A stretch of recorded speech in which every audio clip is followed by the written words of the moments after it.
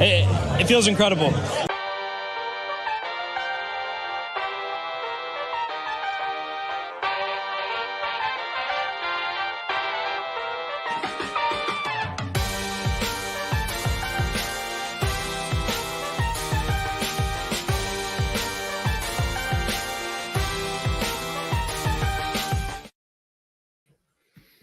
Here we are, Fish on First Live, presented by La Pop, L-A-P-O-P. Check them out in Doral. Follow them on Instagram for all your chiropractic and overall healthcare needs over there. Got myself, Noah Berger. Well, I'm Eli Sussman. Noah Berger on my side. Isaac Azout below me with his new recording setup. I think this is the first time that he's gone a full-length stream. This might not be a full hour long, as people are aware. This is a bit of a lull in Marlins news. So on the show, it's kind of a variety stream. We're heading into a lot of other bigger general baseball topics as well, and some other news that is really related to the Marlins. Thanks for some of our regulars for signing in on the chat. As usual, we're across several different platforms, but leave us live comments on YouTube or Twitch, and we'll pull them up on the screen for everybody to see going in over here.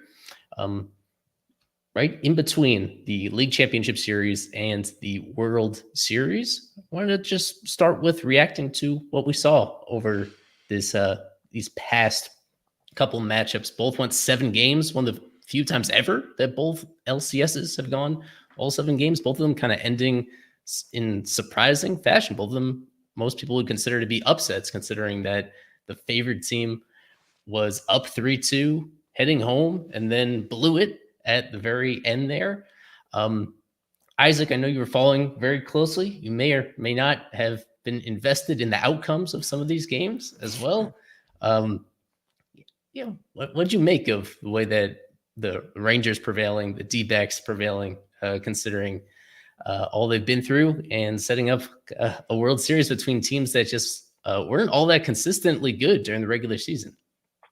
Yeah, where to start? I guess let's start with the National League Championship Series. Holy cow, going into that third game in Arizona, I thought that there was no way that the Phillies would ever lose at home throughout the postseason.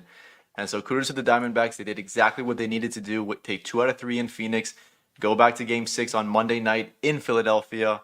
And just before we get into those games, how about the guys they have at the back end of their bullpen? Paul Sewell just makes 93 look like 98 because of the movement and the spin rate and his wicked slider that he has. Sort of a similar pickup that they had to David Robertson for the Marlins, except I think Sewell has an extra year of control. But yeah, I did not think that they would force a Game 7. They did it, and then we all know once you force a Game 7, anything can happen. The Diamondbacks prevailed. I could not believe that the Phillies lost 2 in a row in the bank.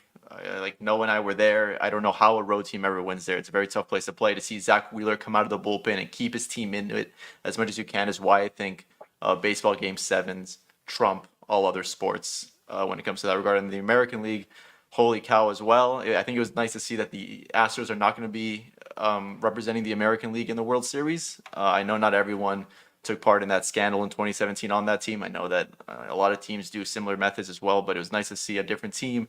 Nice to see Bruce Bochy, Corey Seager, who I think is a top 2 player in all of Major League Baseball. Just both championship series were phenomenal to watch. Great television, great entertainment. And if you weren't watching those games, I'm truly sorry, because those 14 games in total of the championship series were remarkable to watch. Yeah, in this ALCS in particular, road teams won every single game, all 7 of those. Where the only previous time I remember that happening was the 2019 World Series between the Nats and the Astros doing that.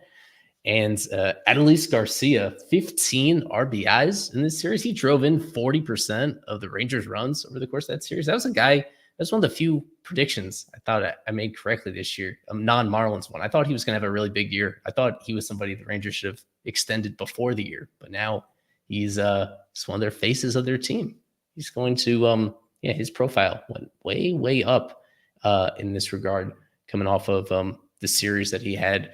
Was the Rangers that have home field advantage? Oh, yes. Yeah, of course they do. Yes. For the series opening up there on Friday.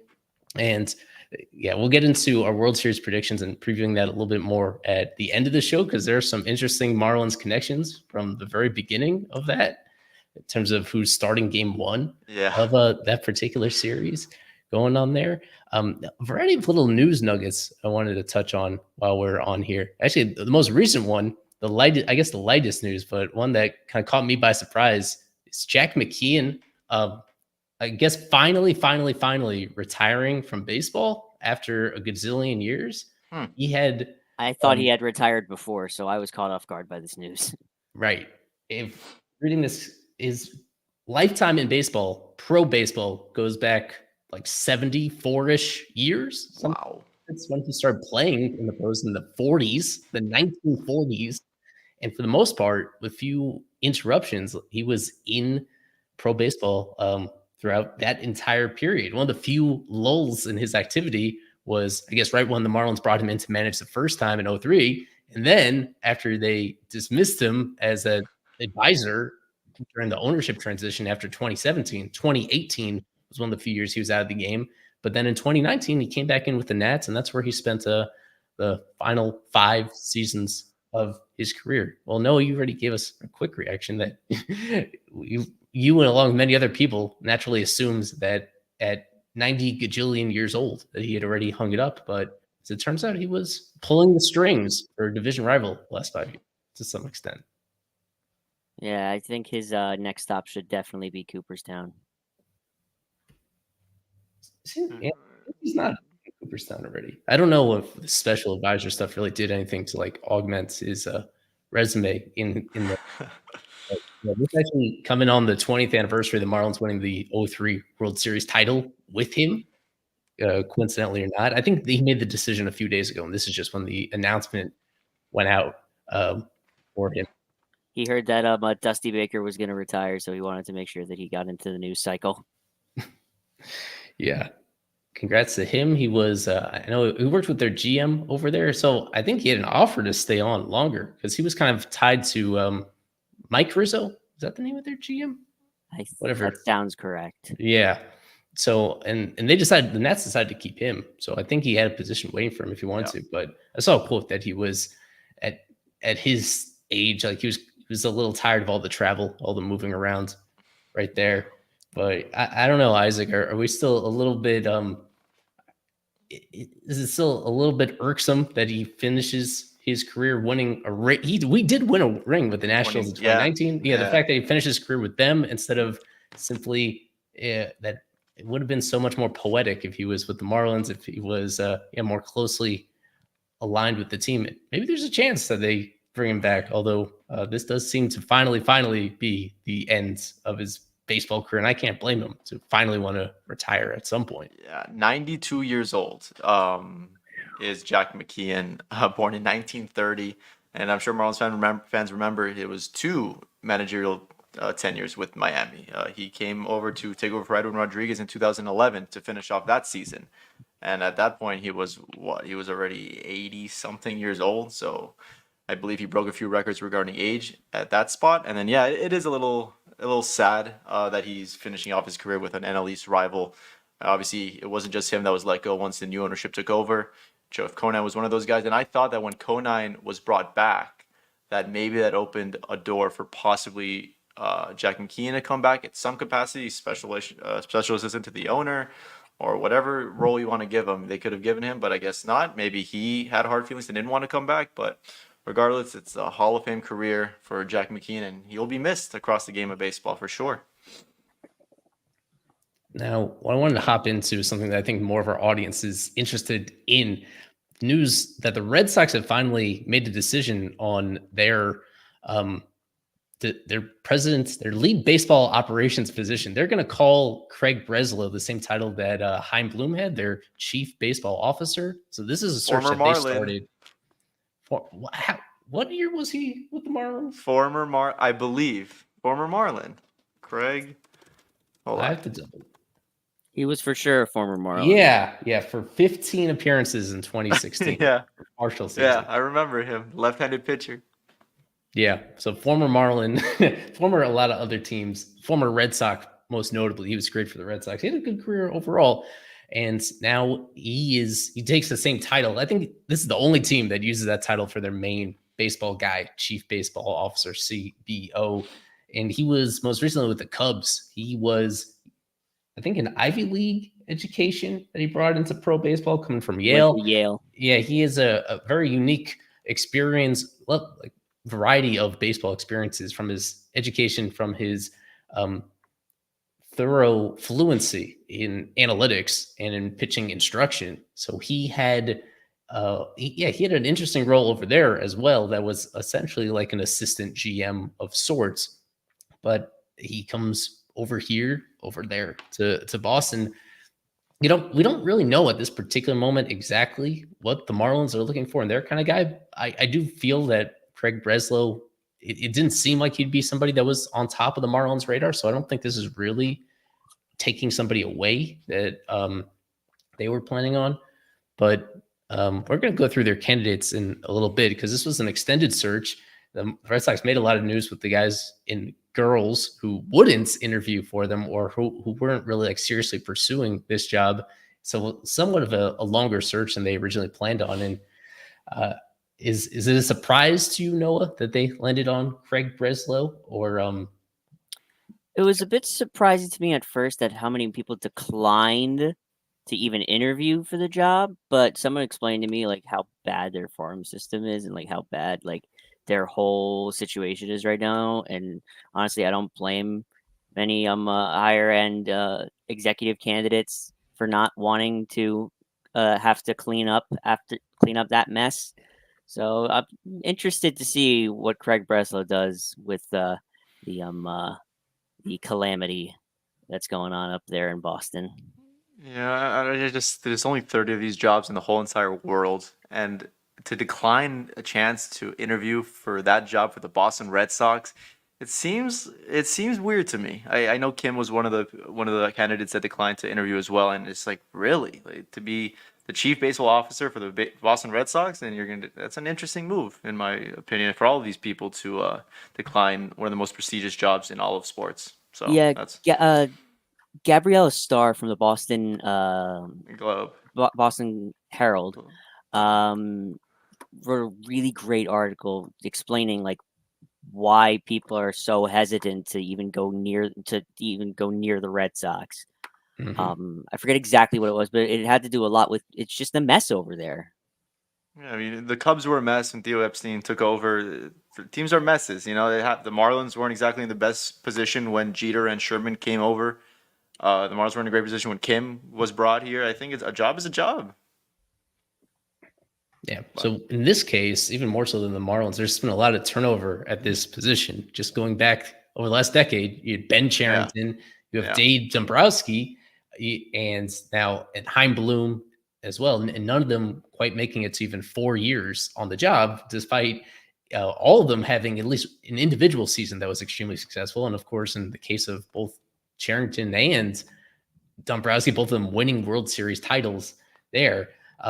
It has some overlap with the Marlins, where I point to the Marlins about the reason why I disagreed with the reason to get rid of Kim is because I just felt it's going to be really hard to recruit people into this position. When you set the standard, you set an expectation and an objective. Bruce has very flatly set an objective to make the postseason.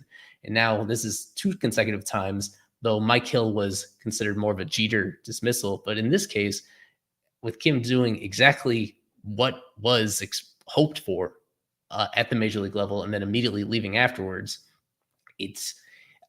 it'll be, I imagine that interview process is going to be really difficult for them to get people interested, get people really on board with them and just excited about the opportunity, unless there's more like, it's just hard to trust ownership when they do this, when they set expectations, or then they kind of change the ground rules as things are going aboard.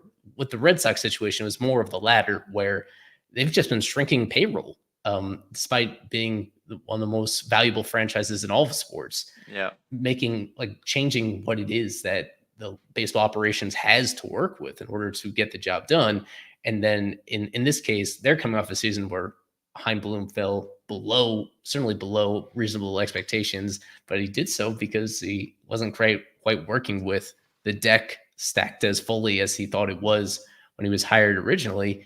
And they end up going with, as impressive as Breslow's credentials are, and the unique combination of stuff that makes you think, hey, maybe he'll do something different and something that gives us an edge over other front offices. Whenever you're bringing in somebody that hasn't even been a regular GM before and the lead decision maker, it just brings a lot of uncertainty there. And it could wind them, if some of his unorthodox ideas don't translate quickly, then you just don't know how patient they're going to be before, again, looking to make another change. Yeah, absolutely. It's gonna be very interesting to follow that team going forward because they had a really strange year, in my opinion. I think they were expecting to be competitive, and obviously that just didn't work out. But yeah, Chris Cotillo, he's great to follow as well. Yeah, all those guys taking him. Wow, all those people declined. That's amazing. Mike Hill even declined. He's got a cozy job with Major League Baseball. Michael Hill does, so I'm not too surprised. That I'm pretty sure he's going to be fine doing that for the rest of his career. Who knows? But some interesting names that decided not to, including James Click and Sam Fold and Kim Ng. Right. So that just gives you an overview of, I imagine, some of the same names that the Marlins are going to be contacting. There's a couple exceptions there. In response to being recruited by the Red Sox, the Diamondbacks extended Mike Hazen, and they extended his number 2 guy right under him as well, as is noted in those parentheses there. So those 2 candidates are officially off the board. They've been locked up with their current teams. And with Kim, I think it's highly doubtful that she comes back to the Marlins a few weeks after being dismissed. But other than that, those are some other names to keep in mind, with John Daniels in particular, him and Derek Falvey being ones that have fully led baseball operations departments before. Mike Hill, obviously, as well. Sam Fold is he the number 2 guy? Yeah, he's the number 2 guy with the Phillies right now, below Dombrowski. And then for that second part, the Red Sox looked internally for a few options. Those last 3 names, Eddie Romero, Paul Tobani, Mike Grootman, those are with the Red Sox front office. And so those are names that, depending on what Breslow wants to do, it's possible that some of them could be fully available, if he's not part of their vision moving forward. Neil Huntington used to be with the Pirates. It was interesting that Gabe Kapler got an interview, considering he's worked in front offices before, but this certainly would have been a much bigger challenge than he's ever had. And he, of course, most recently was a manager. And then Thad Levine is a name that we've seen floated by quite a few people. He is the number 2 guy to Derek Falvey in Minnesota right now, which means that the Marlins should have an easy time. They will be.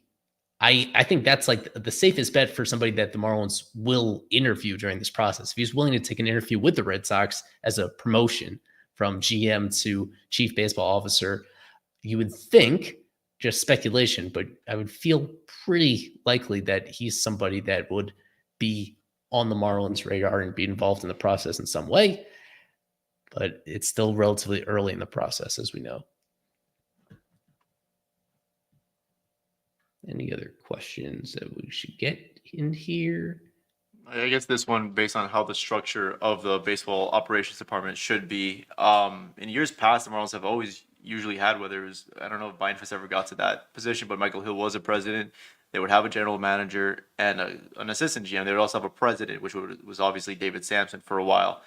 In this instance, I assume, given the fact that Sherman, that he exercised Kim's mutual option and he still wanted to hire a POBO, that I think that's the route they want to go with, a chief baseball officer in Red Sox terms, a general manager.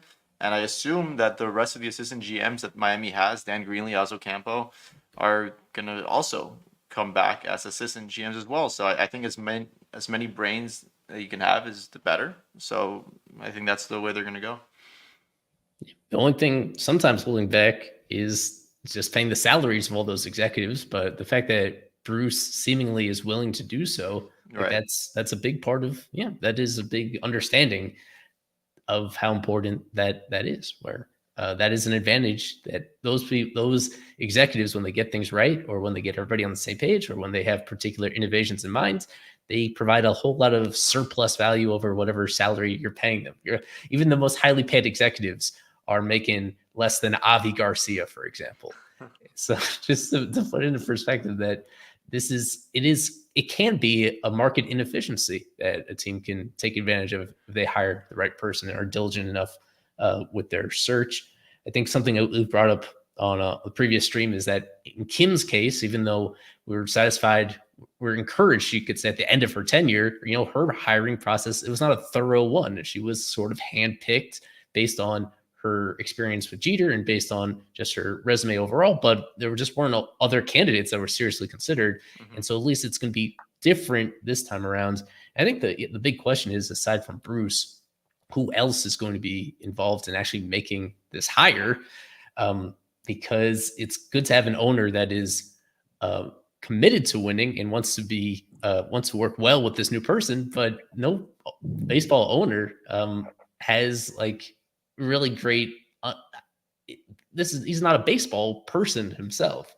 That he, however he makes this decision, hopefully he does have some consultants. Jeff Conine, for example. I wonder if Jeff would be involved in this decision as well. Trying to vet out these candidates, make sure that the ideas that they're bringing to the table are actually practical, actually go together. But hopefully we will have some meatier stuff on that by the next stream. Considering that things are coming up. I've laid this out in an article. There are transactions coming up for the Marlins relatively soon. They have the GM meetings right after the World Series. Right after the World Series, they have to make decisions on some player options as well.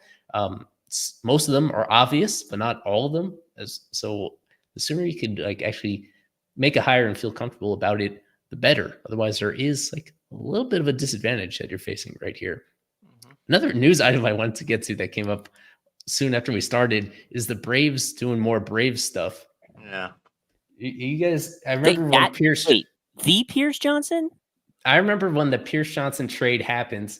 They paid very little. They just gave a couple really fringy prospects to Colorado. He had a really bloated ERA over there. And very quietly, when he got traded over, he was one of the best relievers in baseball, as they highlight in their press release. The Braves are really transparent with their contract details, unlike most other teams. So it's kind of, and they always break their own news. And they always, yes, exactly. This being another case of it. So they get added a couple of years of club control over him. Pierce Johnson, who happened to put up a sub-1 ERA over the last couple of months of the season after they acquired him. And that's just typical Brave stuff. Not much else to say. They do this every single year, usually multiple times a year. They sign a good player to an extension, or a player performs better than expected and then still gets, I guess this would, if he does somehow keep this up, it would be a very team-friendly deal. But this, just a conventional power pitcher, fastball, slider guy. Could pitch high leverage innings, but not really a typical closer type, kind of a tier below that. But congrats to him on landing with the Braves, because when you land with the Braves and you perform well, you almost immediately get multi-years of security right there. The other thing that was official today is Bob Melvin going from the Padres to the Giants. That's weird. It was a really unusual situation where it was a not so quiet feud essentially between him and the Padres GM AJ Preller. And that led to the situation where he essentially gets traded to the Giants. He was under contract. He already had a contract to continue managing with the team. And it's already a few weeks that have gone by.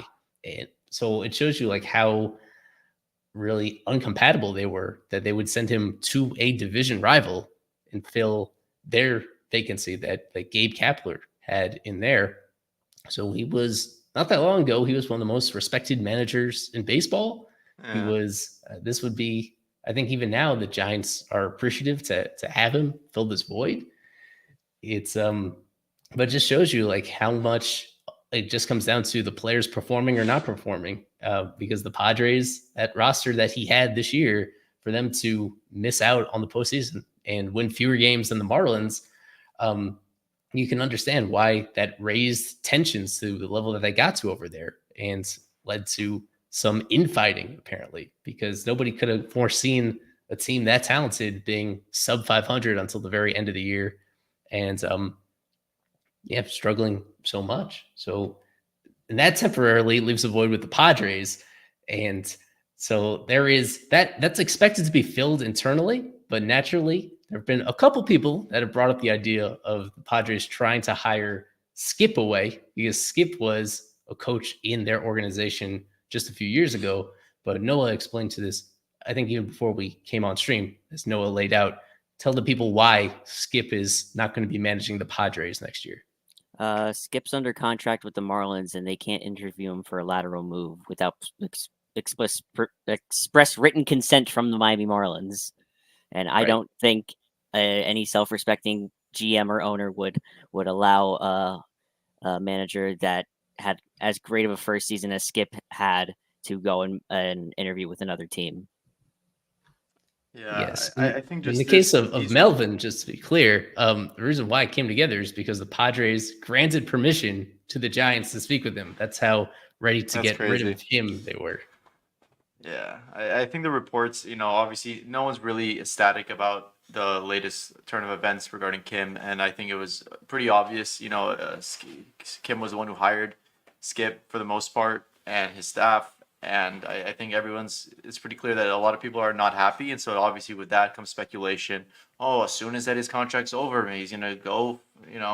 I think that's not for us to talk about. But yeah, I don't know where it was reported, but I did see that report somewhere on X, formerly known as Twitter.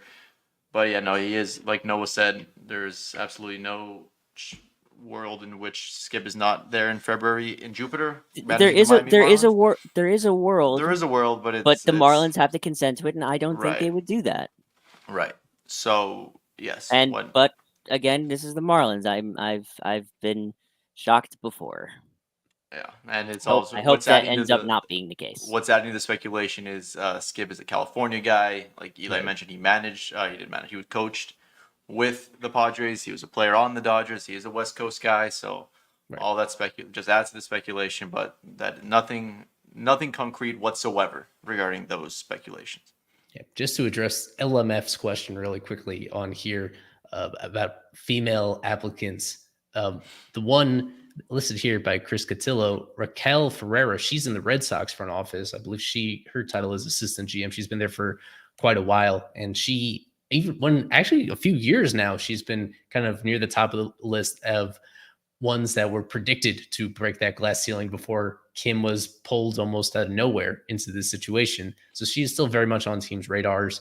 And yeah, I imagine that now she reportedly, there's for family reasons, she was not pursuing the Red Sox top job. So perhaps that carries over to the Marlins.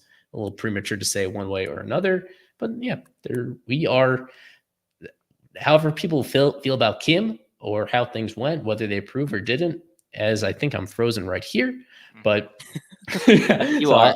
I'll dip out in just a minute and then come back in. Yeah, what she did, the impact that she left on the sport is extremely important. And I think overall, the fact that the Marlins were overall, this was a really cool chapter to have in the history of the team, that they were able to put her in this position and that she was able to go out, not quite on top, but pretty close to going out on top and actually having tangible major league success right there. So I will dip out. I'll come back in 1 minute. You guys just hold down the fort until then. Sorry about that.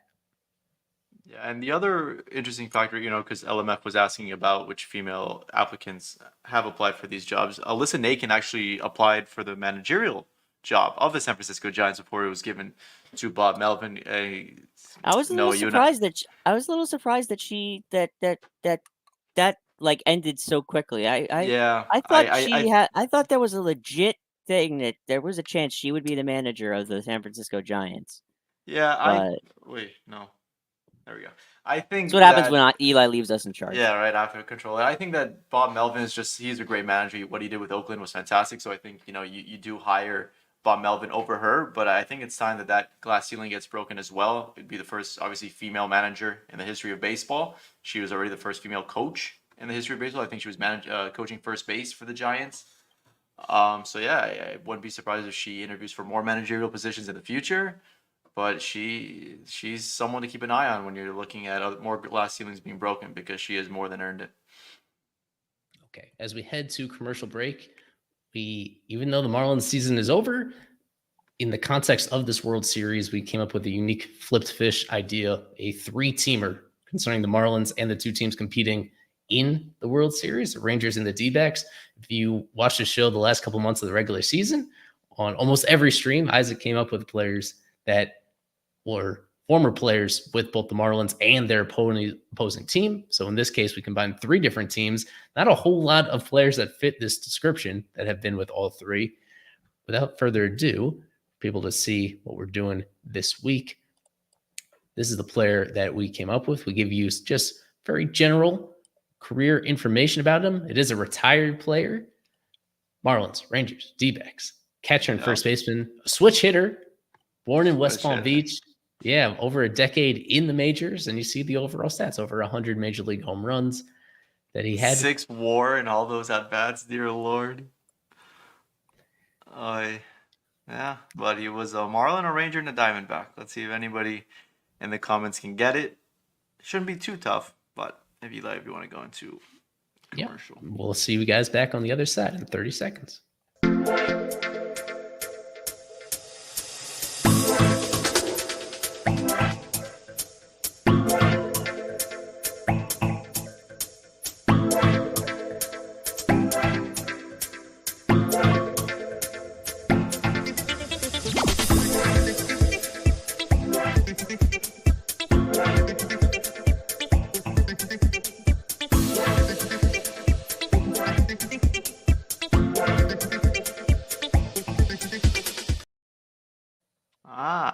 Alrighty. Well, we got one good guess. Oh, wow. Okay, everyone, I guess it says catcher there. I try to tell Eli to not give so many hints. I guess you guys needed that. No, it's not Jeff Mathis. It's not Miguel Olivo. It is Try not to be too salty if you get it wrong. It is. I hate you. It is. Planning that the whole day. It is Jared Saltalamacchia, one of Miami's bigger free agent signings back in 2014. I want to say.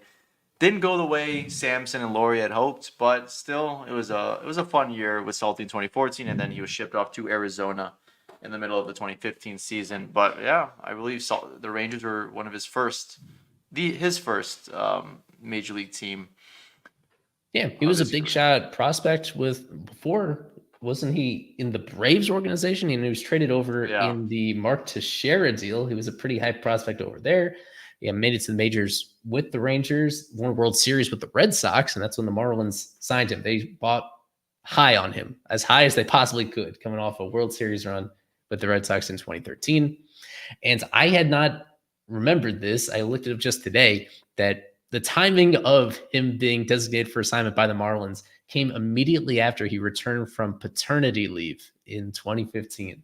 So right after they allowed him to stick around through the early portion of that season, JT Realmuto was nipping at his heels as the primary catcher.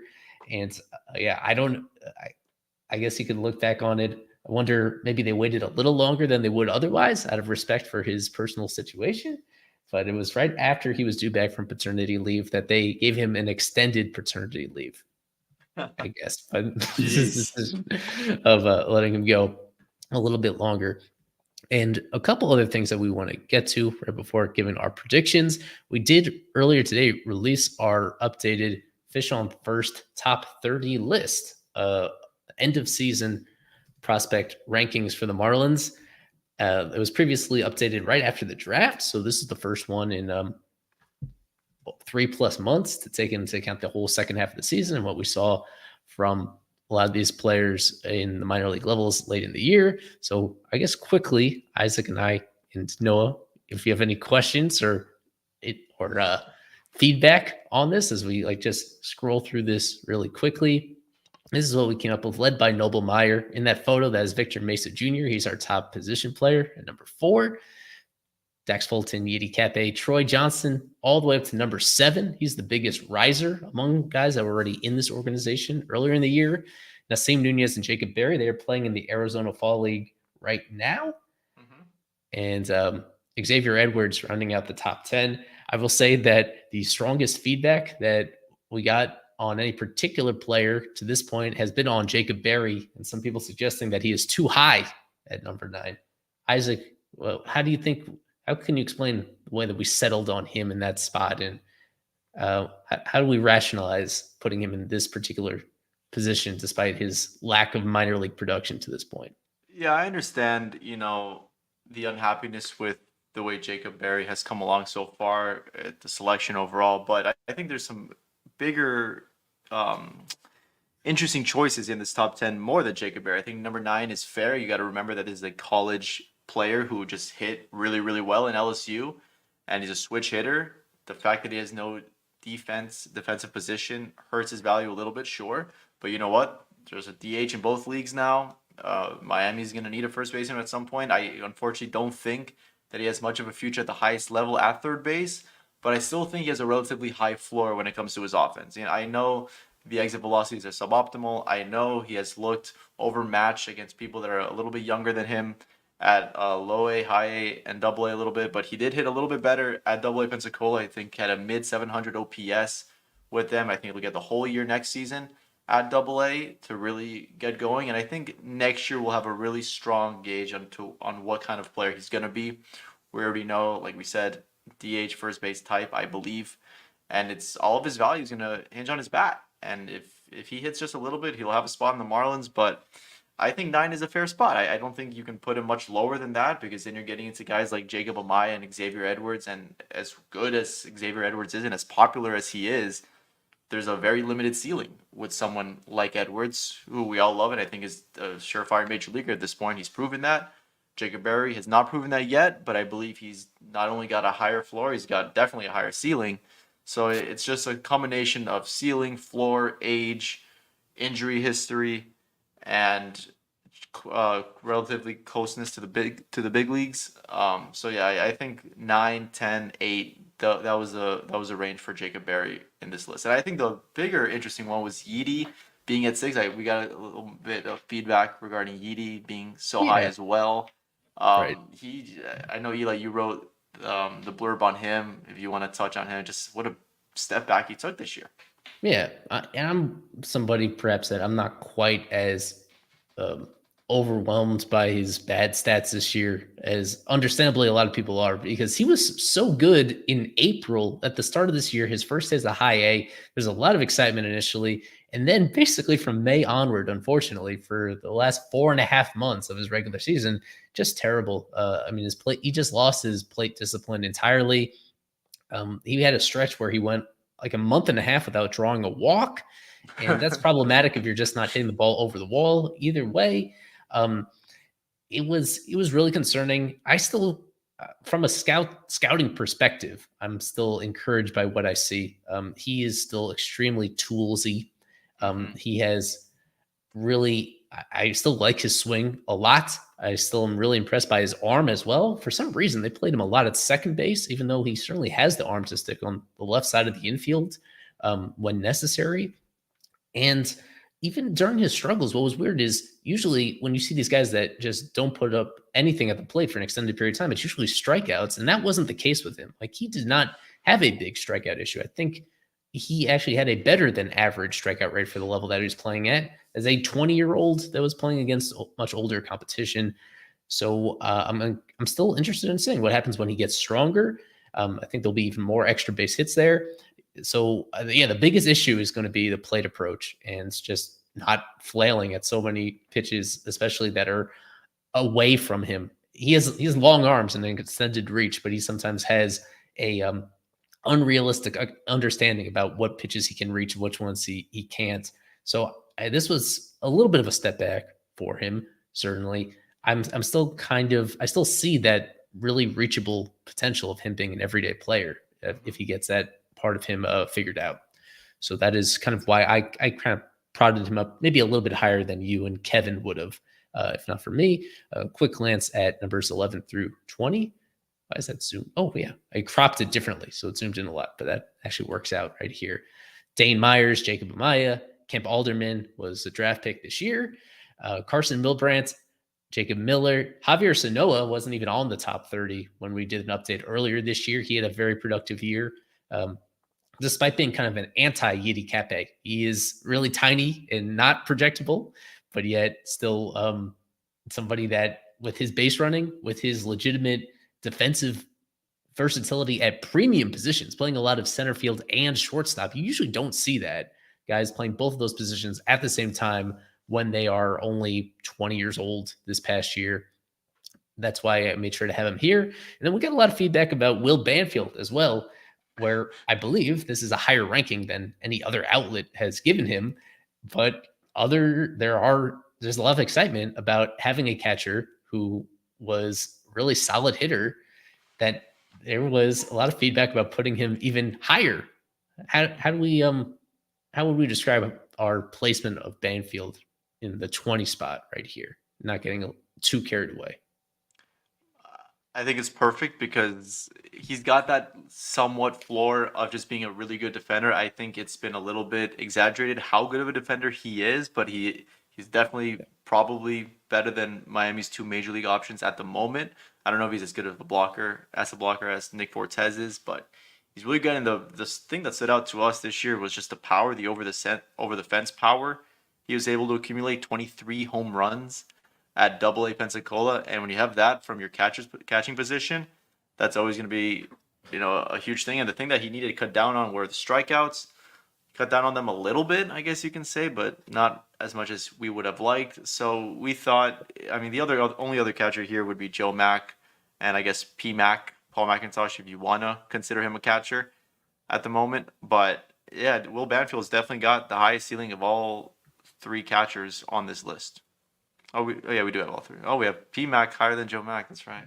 Yeah, this is the final bit of it. Patrick Monteverde, Futures Game participant, Cody Morissette, Joffrey Solano, Brock Freidenberg, P-Mac at 25, Fabian Lopez, Anthony Maldonado is the top-ranked relief-only guy we have on here. Yeah. Joe Mack. He's good. And Corey De La Cruz and Juan De La Cruz. Yeah, with Maldonado, he's now had like a full season's worth of time at AAA. He finished 2022 in AAA and he was great. And then this year when he was healthy, he was there. He had an injury in the middle there. The numbers are dominant when he was pitching there. I think the only reason why I didn't campaign to put Maldonado even higher is that he is super reliant on his slider. He's a two-pitch guy and he's really a one-pitch guy. This slider, he used it 2/3 of the time this year. And it's an amazing swing and miss pitch. It's amazing command, but he leans on it so heavily. I think he recorded all but 5 of his strikeouts this entire year, like 60-something strikeouts with his slider, only 5 with his fastball. I don't know if his fastball is going to be good enough to be a high leverage reliever or consistent high leverage guy. It's a possibility though. And he's one of several with Maldonado, with Will Banfield. The reason why we bring up this prospect update now is because Marlins do have to decide which of these guys to protect from the Rule 5 draft and put on their 40-man roster. Maldonado, Banfield, Nasim Nunez, Troy Johnston, all of those guys will be eligible for the Rule 5. Victor Mesa Jr., I think people forget that he is finally going to be eligible for the Rule 5 as well. So Mesa's the one, no doubt about it. They're going to protect him. And then everybody else, it's a little shade of gray where even if they value these guys, it's a question of logistically, is it worth the trouble? And do you feel that if you don't protect them, that another team is going to take them? And so Maldonado, even though he's near the bottom of the top 30, he is a major league ready reliever. Like he is somebody that has absolutely nothing left to prove at AAA. Yeah. So even if he's not the best player who's available in the system, he's somebody that if they don't protect him, he's very likely going to go. Like a Nick Enright last year when the Marlins took Nick Enright from Cleveland. It was the same kind of thinking where readiness for being ready in baseball, like these factors, even if they don't affect your prospect ranking, they do affect the decisions that the Marlins have to make about them. Well, let me ask you this. Do you think when they are deciding on who to protect and who not to, obviously we thought last year Troy would be protected, but do you think, let's say if the Marlins had a GM right now, do you think they're calling other teams that are high on the draft board for the Rule 5 saying, hey, if we leave this guy off, are you going to take him or not? Like to see, hey, do we have to bother protecting them or not? Because obviously they would probably be dishonest with the Marlins, right? Or with each other over which guys to protect. It's an interesting dynamic there, right? Yeah. And there's the other aspect of it that even if somebody is taken, it doesn't mean they're gone forever. There are quite a few cases where they get returned. They show up in spring training, and then the team is like, "Ew, this is not who we thought we were getting." Again, right?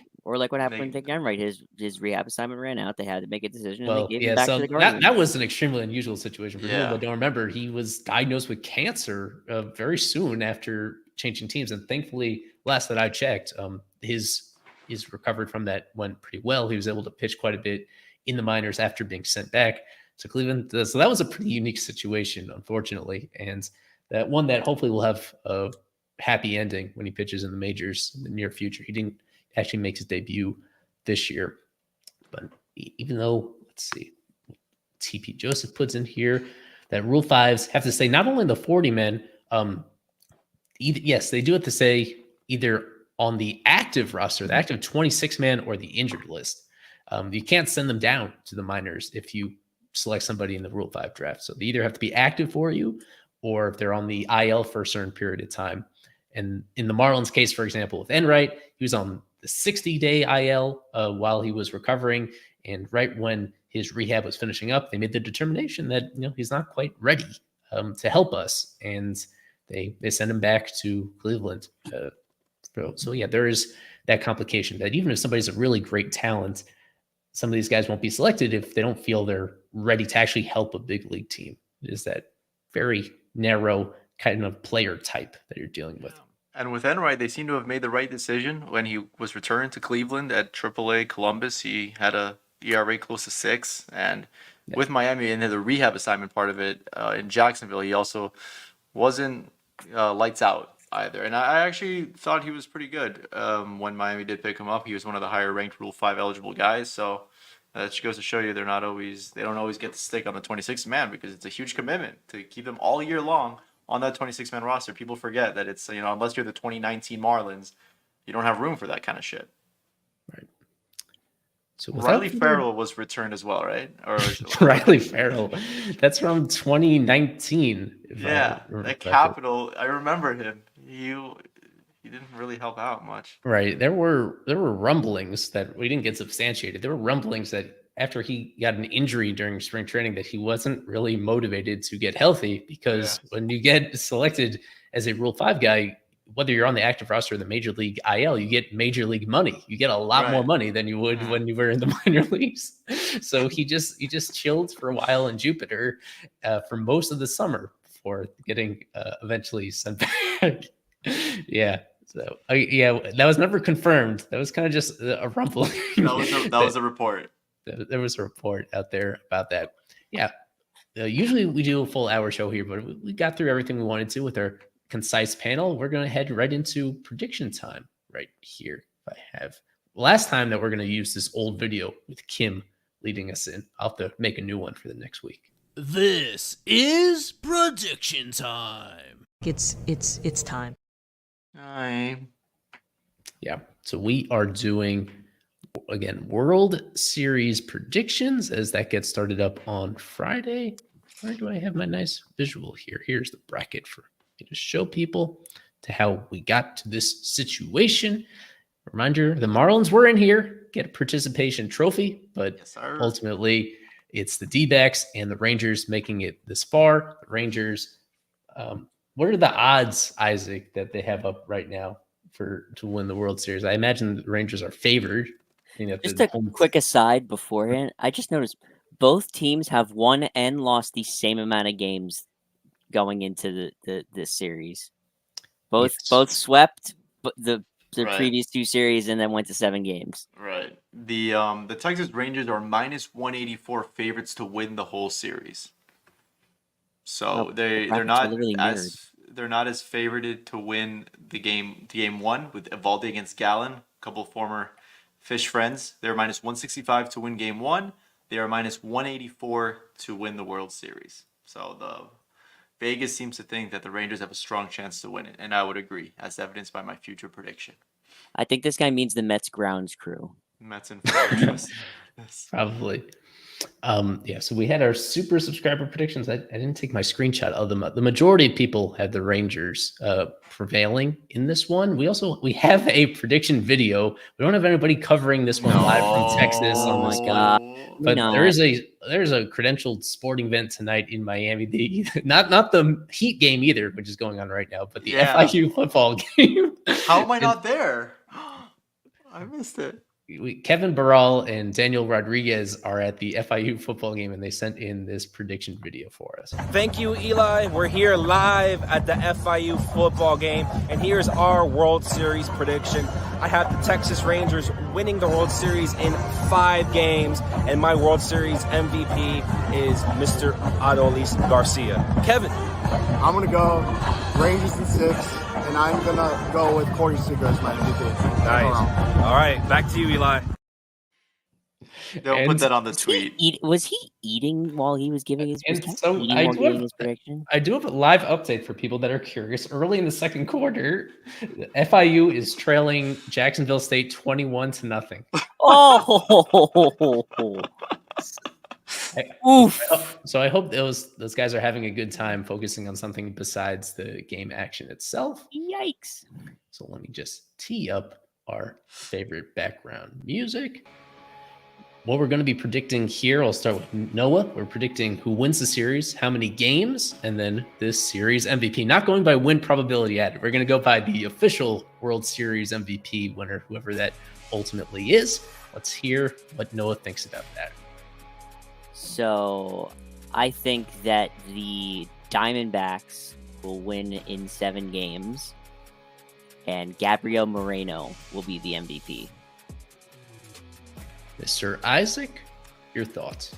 I believe that the Rangers are going to make this a quick series. They're going to win in 5. I just don't think that the Diamondbacks offense is going to be very good. So I think the Rangers win in 5, and the MVP will be Nathan Eovaldi. Marlin. To take us home. Either way, it's going to be a former Marlin hoisting the trophy. Either Nathan Eovaldi on the Rangers side, Andrew Heaney. Andrew Heaney is on the Rangers as well. And on the D-back side, Zach Gallen, most prominently. It's Eovaldi, Gallen in game 1. No doubt they're going to be pitching again later on in the series. I think it goes 6 games. The Texas Rangers coming out on top here. And my MVP is going to be a player that has been underwhelming for the Rangers this far. One that they've made it this far kind of in spite of his struggles. That would be Marcus Semien. I think baseball history tells us that from one round to another, you don't know who exactly is going to be that hero, even though the Rangers have had plenty of big performances so far, mainly from Adolis Garcia, Corey Seager. That doesn't guarantee anything for the subsequent rounds. And I think Semien is overdue for a big performance. I think he's going to be the one that makes a difference for Texas, which would be their first World Series title in franchise history. And that will do it for our show right here. Thanks, everybody, for tuning in on this. Where'd Isaac go? Night. Isaac needs to go out for dinner pretty soon. One of the other reasons why we're wrapping up a little bit early.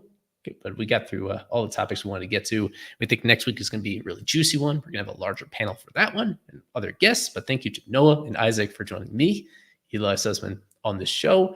Fish on First Live, presented by La Pop. We'll continue doing the show every week. Hope next week should be right in the thick of the World Series. And then from then on, throughout the offseason, we'll be here for you with a wide variety of coverage and conversations about your Marlins and about Major League Baseball in general during this very fascinating time of year. So that will do it for us. Thanks again for your support right here. Become a super subscriber, fishonfirst.com for all the information about that. And we have a whole lot of other coverage in addition to the streams for you guys to check out as well. So we hope you do that on our site, as well as on our podcast feed, our other social media accounts, all that good stuff. We'll wrap it up right here. Go Fish.